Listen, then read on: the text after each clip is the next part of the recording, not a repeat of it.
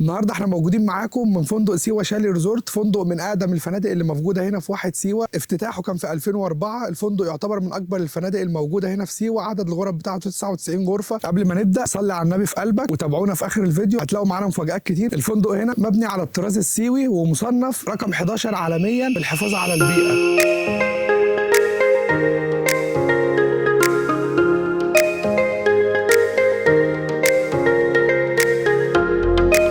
من اول ما بتدخل المكان هتلاقي مستر يوسف في استقبالك، هيشرح لكم دلوقتي الخدمات اللي موجوده في الفندق كعدد غرف وخدمات تقدروا تستمتعوا بيها وانتم موجودين. اول حاجه نورت سيوه.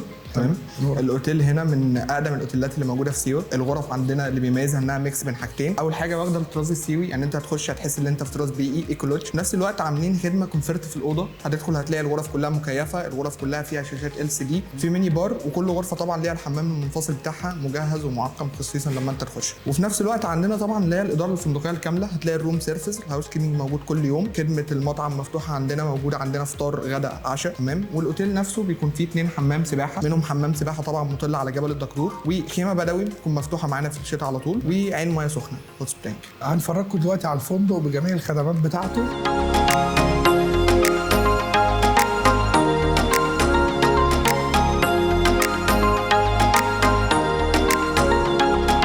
الفندق هنا من اول ما بتدخل من الريسبشن بتلاقيه سحبك كده، دخلك جوه الطبيعه لوحدك، مساحات خضراء، الناس مختاره هنا الديكورات بتسحبك وترجعك بالزمن كده لورا، وانت ماشي هتلاقي بحيرات معاك في المكان. احنا دلوقتي هنفرجكم جزء كده من الفندق ونصوركم كل الاماكن دي. ده اول حمام سباحه موجود في الفندق. كمان في سيوه صعب انك تلاقي فندق موجود اصلا فيه حمامات سباحه، حوالي 90% من الفنادق اصلا ما بتعتمدش حاجه اسمها حمام سباحه، فهنا الفندق بيوفر حمامين سباحه وكمان بير ميه سخنه متاحه لجميع الجسم. احنا موجودين دلوقتي من الخيمه البدويه موجوده في الفندق، وموجود كمان قدامها راكيه نار شغاله طول فتره الشتاء. الفندق هنا موجود فيه مطعم كويس جدا، التنسيق بتاعه والتوزيع بتاع الكراسي. المطعم هنا بيقدم بوفيه مفتوح، وجبه الفطار يوميا، وجبه الغداء والعشاء تقدر تطلب وجبات على مدار اليوم، ولو في جروبات برضه بيبقوا بوفيه مفتوح، ولو ما فيش بيبقوا وجبات سيت منيو. والاكل هنا طعمه كويس جدا، لما تيجوا تجربوه في المكان بتجربوا حاجه جودتها كويسه.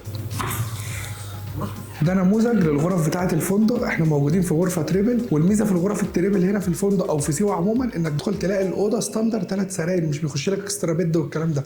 تعالوا معانا اوريكم الغرفه.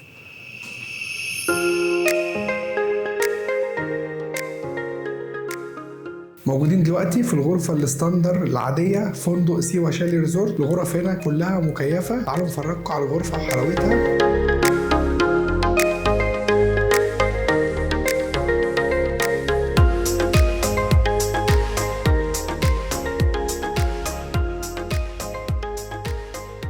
نوع تاني من الغرف اللي موجوده هنا في الفندق، غرفه رباعيه فيها 2 حمام. تعالوا نفرجكم عليها. مساحتها واسعه جدا ومناسبه للعائلات او مناسبه للمجموعه مع بعض اصحاب، هتلاقوها مناسبه ليكم جدا. المكان هنا هتلاقوه جدا مناسب للتصوير باي طريقه، سواء هتصور صور هتصور فيديو. الالوان كلها هنا مختارينها بالظبط طريقه، ما سابوش حاجه للصدفه ان هم يغلطوا او يسيبوا حاجه مش متناسقه. المكان هنا كمان بالليل كويس جدا، كل اللاندسكيب بتبقى مضيئه. فندق سيوة شالي ريزورت فندق جميل بكل ما تحمله الكلمه من معنى، من كل التفاصيل، من كل الخدمات، من كل المواصفات، اختيار الالوان في المكان، الخدمات اللي موجوده في الفندق من حمامات سباحه، من مطعم، من ريسبشن، من هاوس كيبنج، من خدمات على مدار الساعه. كل حاجه هتلاقوها هنا متناسقه مع بعضها، توصلك في الاخر انك تاخد خدمه واجازه مش هتنساها طول عمرك. وكمان سيوه حكايه لازم تعيشها لانها ما تتوصفش، فتعالى هنا في سيوه هتاخد اجازه عمرك ما هتنساها طول حياتك.